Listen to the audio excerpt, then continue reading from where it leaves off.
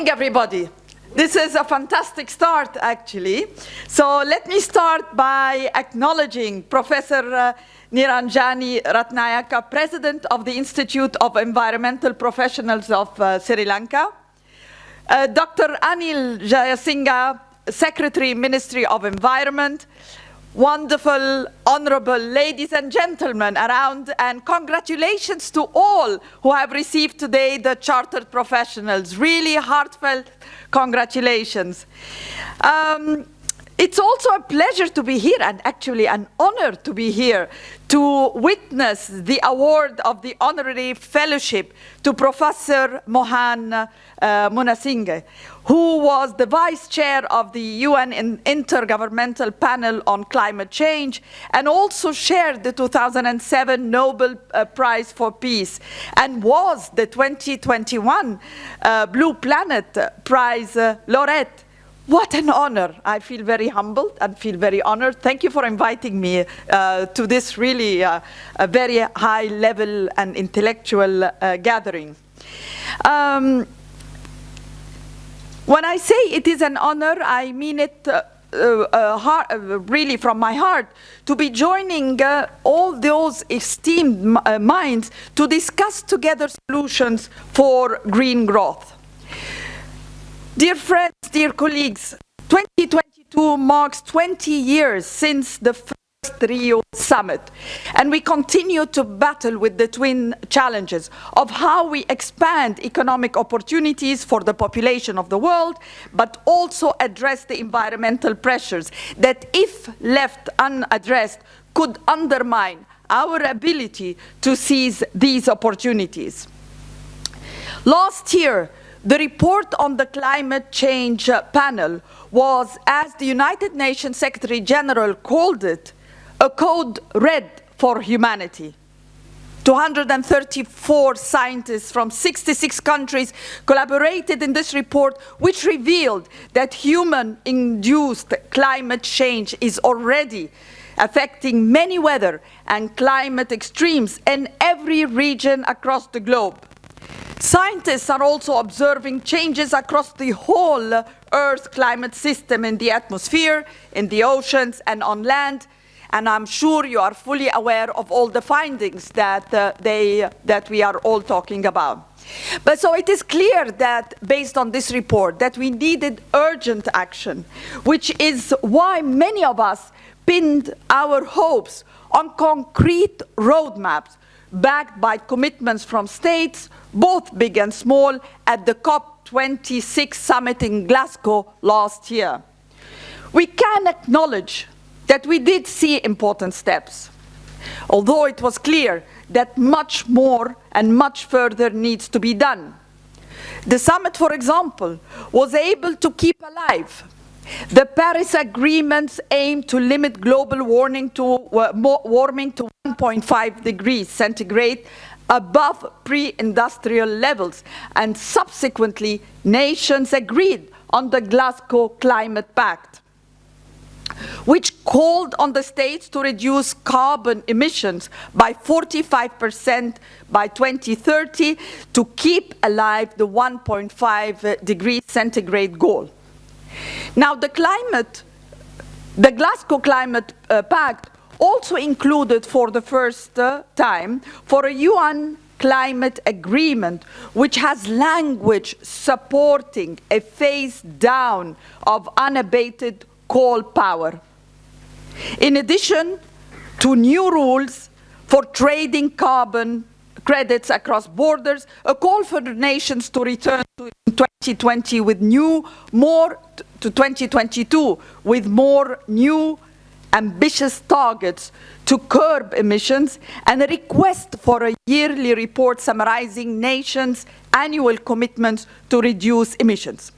We also saw commitments by countries that we have been calling on for actions for many years. The United States and China agreed to work together on a climate despite recent diplomatic developments. Over 100 nations pledged to cut 30% of their emissions of methane by 2030, and more than 130 nations, together possessing 90% of world's forests, agreed to halt and then reverse deforestation by 2030. Notably, we saw over 450 financial institutions overseeing $130 trillion in assets promised to align their portfolios with the goal of achieving net zero emissions by 2050. Now, despite these encouraging developments in Glasgow, we know that we still need stronger commitments and action. For instance, many hope that COP26 we would see reaching the target of $100 billion in climate finance. However, this failure has threatened to undermine trust in the world's capacity and willingness to deliver on its climate finance promises. This is especially concerning because developing countries continue to require more financing in order to reach their climate action objectives. So while COP26 saw key pledges on climate finance being made, it also demonstrated the disconnect between the needs of developing nations and the commitments that developed countries are willing to make. We also saw the diluting of commitments to phase down rather than phase out coal. States were also unable to agree on a formal funding mechanism to address damages caused by climate change. So, challenges, but also lots of potentials. Now, here in Sri Lanka, we need to address climate change and pivot towards green growth and the 2030 Agenda for Sustainable Development, given the climate risks that the country is facing. So according, and I'm sure you all know, to the Handbook of Climate Change Adaptation 2015, over 14 drought events have been recorded in Sri Lanka between 1980 and 2019. Furthermore, Sri Lanka has ranked among the top 10 countries in the Global Climate Risk Index for 2018, 2019, and 2020. Likewise, the University of Notre Dame 2018 and the GAIN Index, which summarizes a country vulnerability and readiness, also ranked Sri Lanka number 103 out of 181 countries. This is why I think it is still encouraging to see Sri Lanka pursuing environmental and climate resilience in a number of areas. The recently appointed Presidential Task Force on creating a green Sri Lanka with sustainable solutions to climate change, and the ambitious nationally determined contributions, the NDC commitments on achieving renewable energy mix of 70% by 2030, achieving carbon neutrality by 2050, and the promise to ensure no additional coal power plants are built are really positive developments towards green growth that will help address the concerning issues of climate change. Sri Lanka is also taking a leading role in furthering global climate mitigation initiatives as co-lead on the Global Energy Compact of no new coal power and spearheading the Colombo Declaration on Sustainable Nitrogen Management, which seeks to halve nitrogen waste by 2030.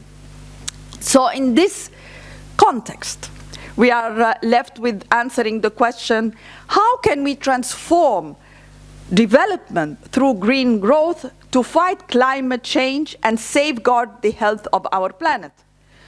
Now, the UN has always been here and is supporting Sri Lanka in its trajectory towards green growth. And there are a number of initiatives being taken by the UN country teams supporting the government in various and of course with the support of various development and funding partners to drive the green agenda the green growth agenda forward. For example, some of the important areas we are working in and need to work in more is strengthening national and provincial authorities to enhance disaster risk management. Another point is enhancing water safety and security through the management of water resources, promoting sustainable land use, climate resilience agriculture, natural resource management, and biodiversity conservation is also another area that we work closely together with the government on. Finally, we continue to join hands with the Sri Lankan authorities to strengthen the climate adaptation and to work on addressing food system and the protection of the country's ocean.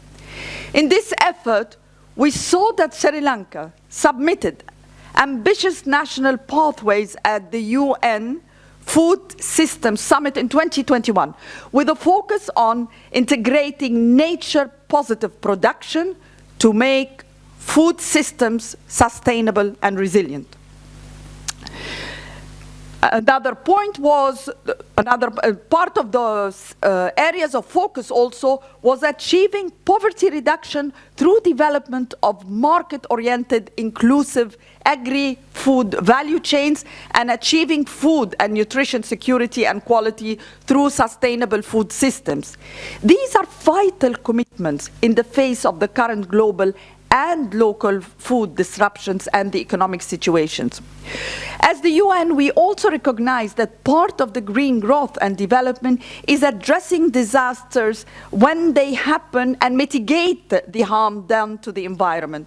So we work closely with the government to address plastic pollution and ensure healthy marine ecosystems in the water around Sri Lanka, following in particular, of course, the press pearl disaster.